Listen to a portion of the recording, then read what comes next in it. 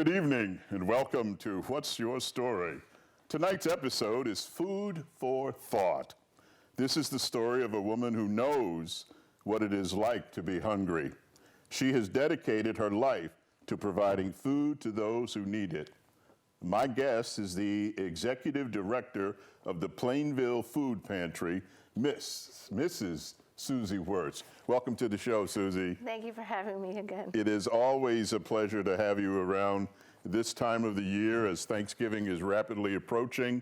We like to do this show because it gets the word out to people and lets people know that there is still hunger in our community. Absolutely. People still need food. So do we still have large numbers of people needing food in our respective communities, and why? Yes, we are seeing a greater need at this time of year especially, and mostly it would be the disabled or the working poor or the someone on Social Security.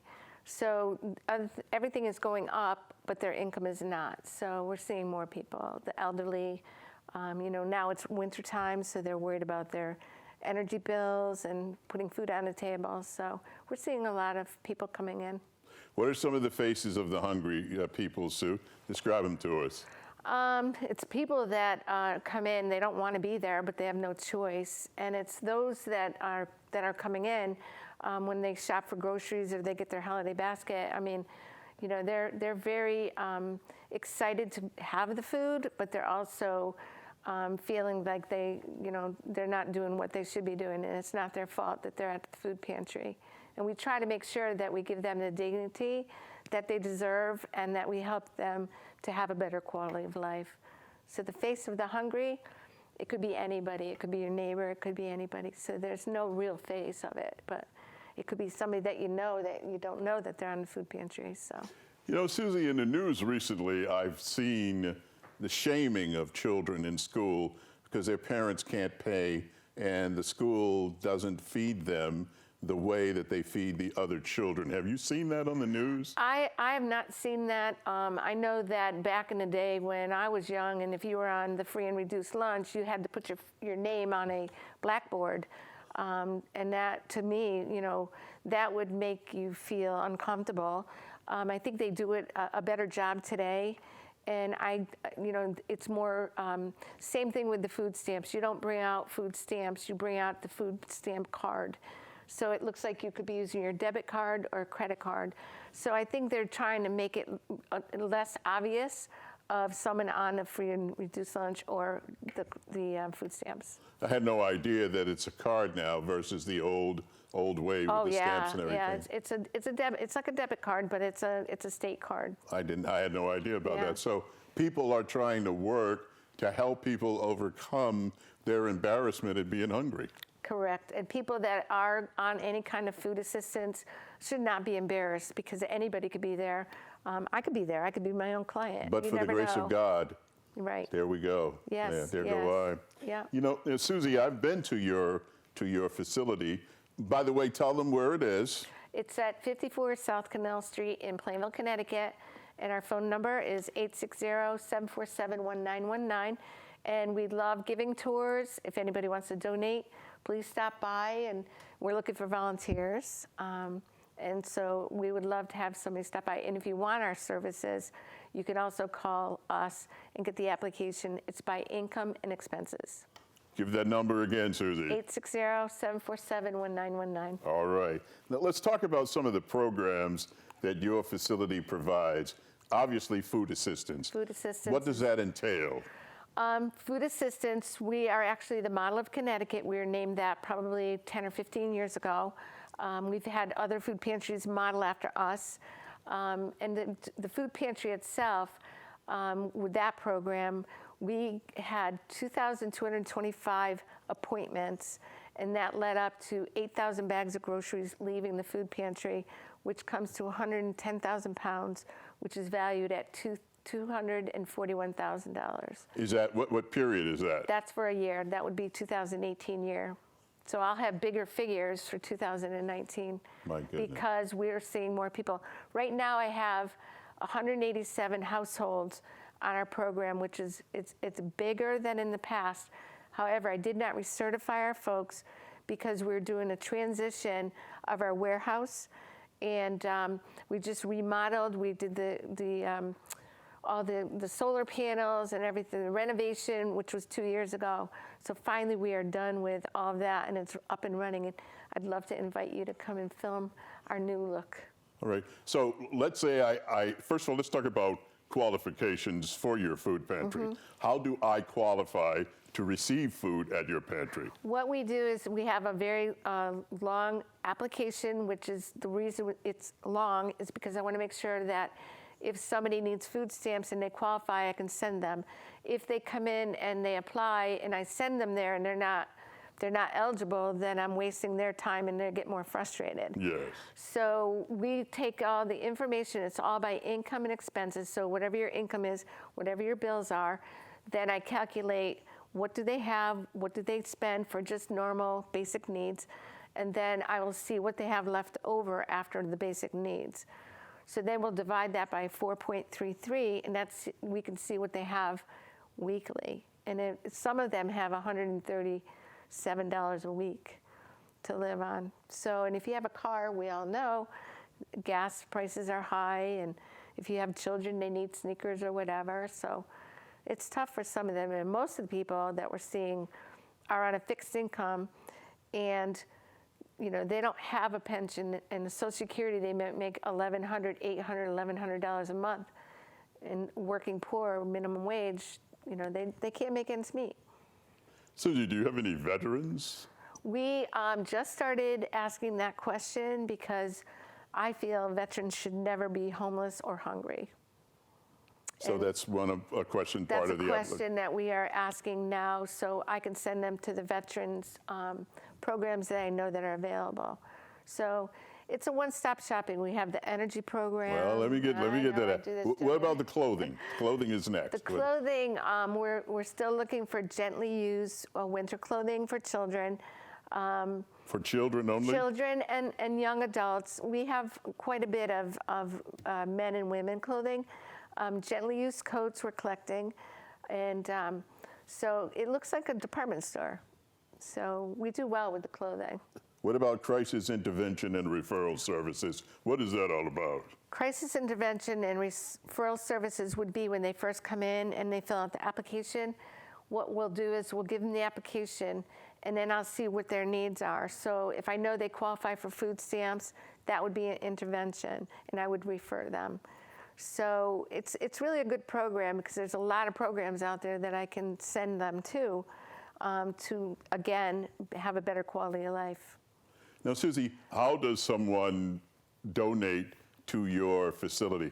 Can you do it with food? Can you do it with money? Can you do it with both? How do you? Right now we have a critical needs list. It would be all the needs that we are buying. And, that would be, the peanut butter, the jelly, the children's cereals.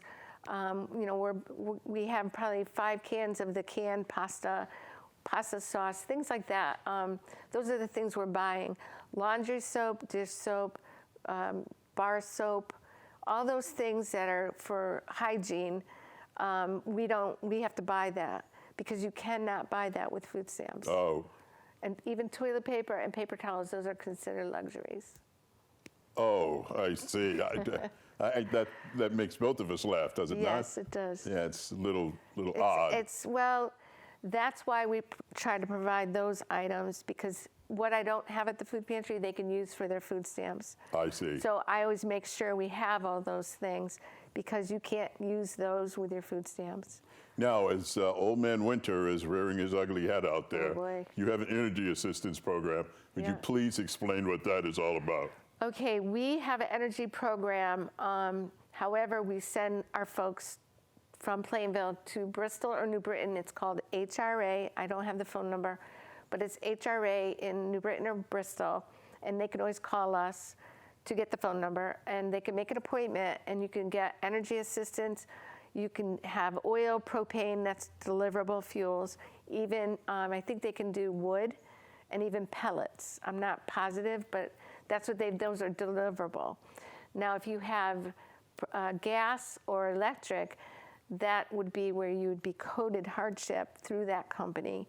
And you would still have to pay. See, people feel if you're coded hardship, you don't have to pay anything for the winter, but that's when you're using your gas and your lights or electricity to heat. So you need to pay something, because what happens is it just snowballs, and in April, now you have a $1,200 bill or a $3,000 bill. Yes, yes. So then April comes, and now you owe that money. Now they want a $400 a month payment, and then they shut you off, and then again they'll get turned back on in the fall.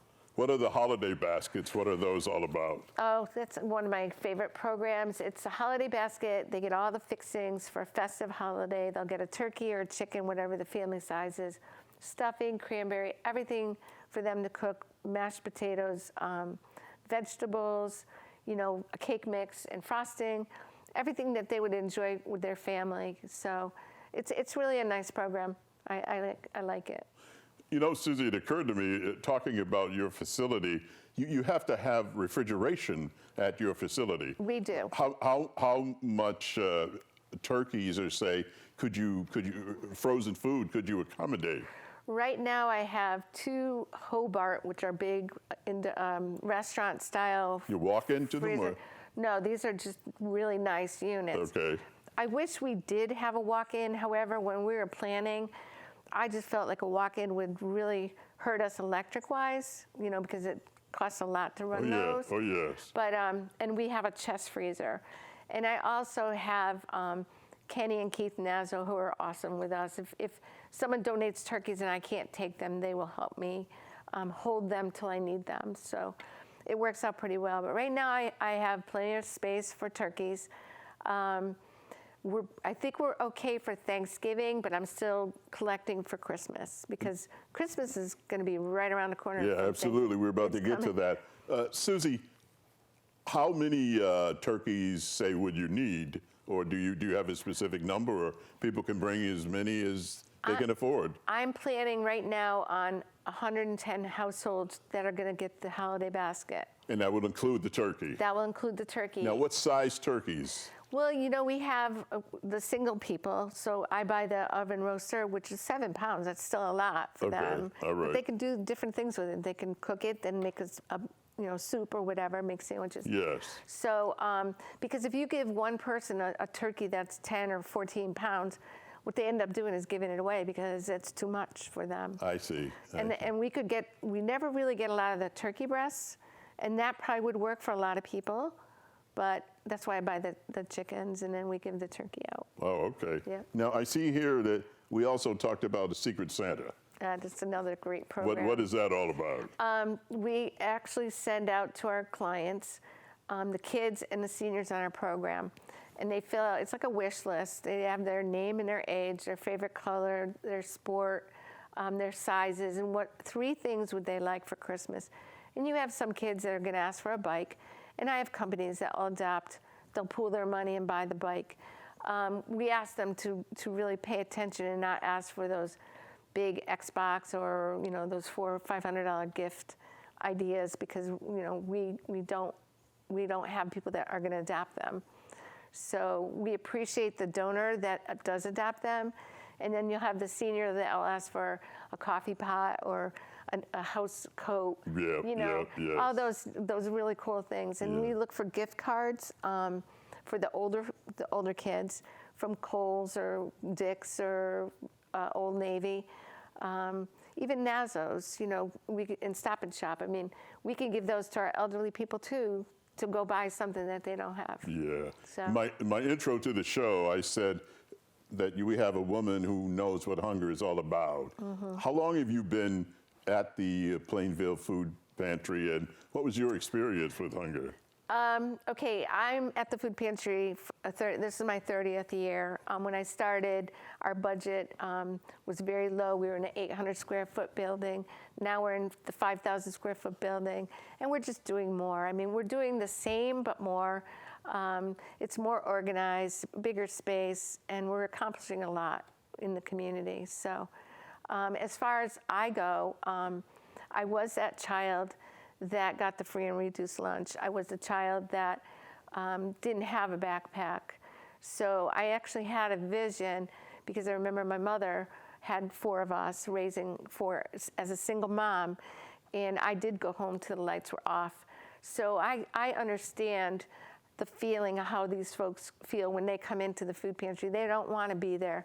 They don't have a choice. So that's what had the vision for me to do what I do today, because I took my nephew for back to school when he was going into kindergarten, and it was $110, and that was a long time ago, because now he's in his 30s. But I thought, wow, my folks can't do that. So that's when I started the program in 1995, I believe. Yeah, so you do the back to school stuff too. Yes. Right, and what does that entail? This year we were lucky to partner with the Plainville Rotary Club. We did it as a partnership, and we're going to partner again next year. And we did the backpacks, socks, underwear.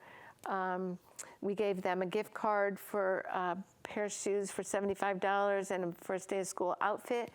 Or with the Rotary, they actually had folks adopt a child to buy some clothing for them. So it was really, really a nice partnership. And Plainville is incredible. The people in Plainville, they're very great with donations. They're very thoughtful. And without them and my staff and my board, we would not do what we do. You talked about community outreach programs too. Right. Tell us about that, Susie. The community outreach is because we have an abundance of clothing that comes in, and this is only clothing we do this with. Energy and food, absolutely not. That's just for Plainville. But with the clothing, we get so much that we're able to share with Department of Social Services, Department of Children and Families, Wheeler Clinic, the Villages, Klingberg, CMHA. We have a lot of agencies that can bring their folks in to get clothing, which helps them take care of their client, and they can move on to the next. So it's like an expedited situation for all these agencies, and we're happy to partner with them. You know, and that's why the clothing coming in, we're able to help a lot of people, and that would be the outreach. Do you see yourself retiring? No, not right now. No, I still have a lot to do. You still have a lot to do. And you know, I'm not one that can sit around, so I'm very happy with what I'm doing. When I stop liking what I do, then it's time to go. It must give you some sort of very, very good feeling to help people maintain their dignity and to help them back on their feet. It's a great feeling. The best feeling that I could share today would be the man that came in and threw his wallet on my desk and said, I don't have any money. I'm feeding my children popcorn. We have no heat. And he was like self-employed at that point. I said to him, I'll take care of this. Don't worry, I got you. So we gave him the holiday basket. I helped him get on food stamps. And that was this time of the year, which is November. Yes. And he came back in June with a turkey and a donation and thanked us for helping him. So those that get the help, do come back and give back. The ones that we are still helping and will help forever, as long as they're on the program, because of the fixed income or whatever the situation is, they can't get off the program. So with that, you know, better quality of life, and we want them to be treated with dignity.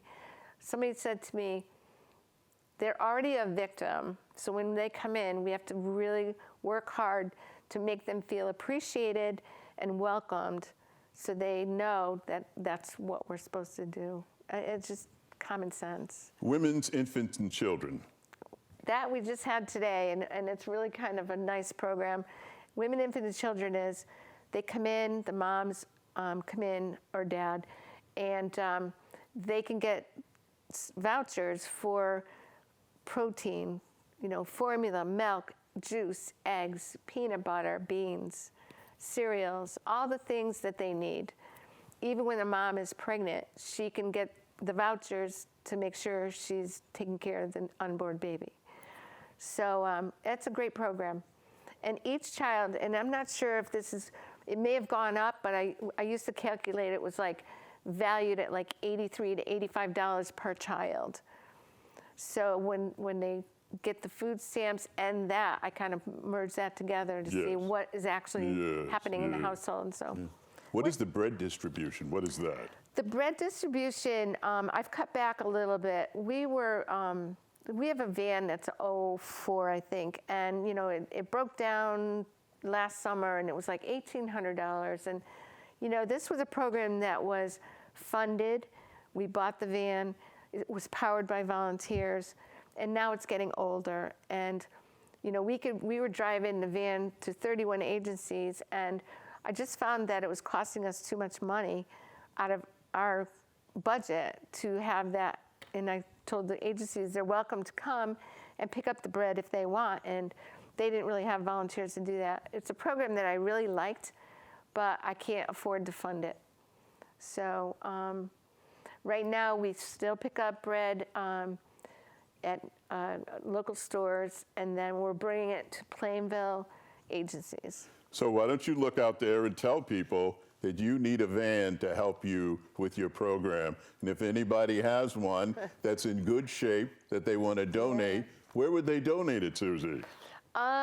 Seriously, the van that we have is really good. I mean, it's going in to get snow tires on it, All right. and I got a little leak going on with the oil and the antifreeze, but the van is okay. It's just gas prices. Here we're driving to Cromwell to pick up bread to deliver to 31 agencies. Just didn't make sense to me. So I cut back on that program. It's a great program, and it started in the late 1960s with one of my volunteers. And they all would pick it up and bring it to the people they knew needed it in Plainville. Yes. And then everybody caught on, so now all the stores want to give us all this bread. And I've offered other people to go pick up some of the bread, so it's still getting out to the people that need it. Yes. But I'm just not, that's not my program. Yeah, I see. You know what I mean? Yeah, I understand. Which makes sense, it's common sense. Susie, if I go to Stop and Shop and I shop, I get a gas thing that I can go to a gas station and get a reduction. You purchase food at stores, do you not?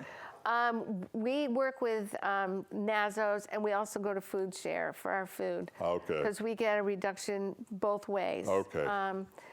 That's why when this big food drive at Nazos, we'll be collecting there from the 22nd to the 24th. Okay. So we have a whole list of what our needs are. So I hope people will come to Nazos and see what that list is and help us. All right, Susie, look in the camera and tell them where you're located and what the phone number is again. Okay, we're located at 54 South Canal Street, and our phone number is 860-747-1919, and I hope you will call us and get a tour.